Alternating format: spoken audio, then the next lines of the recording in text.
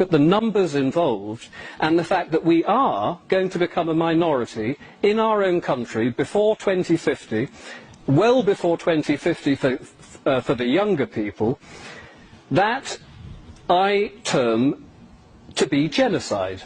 And I'm backed up again by the United Nations definition on genocide, which quite specifically says, in the present convention, genocide means any of the acts committed with intent to destroy, in whole or in part, a national, ethical, racial or religious group, and deliberately inflicting on that group conditions of life calculated to bring about its physical destruction, in whole or in part.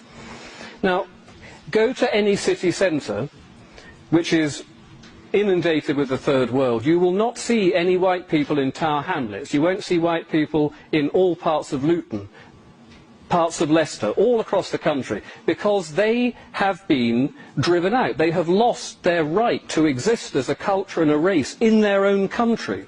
This is what's happened in an incredibly short period of time, and it started from a small base. Now that small base of people, when they double, when their demographic doubles from 100,000 to 200,000, it doesn't really matter. But when you get to the point now where we've got 4 million Muslims in this country, they are going to become 8 million within the next decade, and then 16 million, and then 32 million. And we, meanwhile, are dwindling as a race.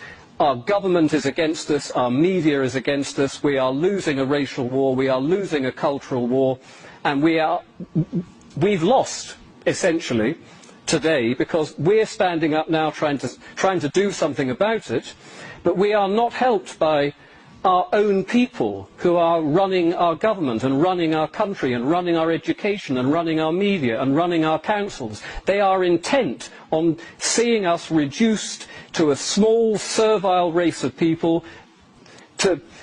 Why they want to do this, I simply don't know. Some of them are evil, some of them are naive and stupid and don't understand, but combined with the evil and with the naivety, we are in serious, serious trouble, and our children and our grandchildren are going to be utterly confused by how did you allow this to happen, and what sort of people were you to sit back and allow this to happen under your noses? Because you were frightened of being called a racist? Really? One word has made you sit back and do nothing while your country was ripped from underneath your feet? You have got to be joking. But we're not joking. We are trying to do something about it, but our government, the European Union, the United Nations, they are intent on ripping our country and our culture out from under our feet, and it is so important that we are not allowing ourselves to be called a racist if we stand up and say, I want to protect my country, I want to protect my culture, I want to protect my race. You are the racist, because what you are doing is probably the most evil act of criminal racism carried out in the history of mankind. You have deliberately reduced an indigenous people to servitude.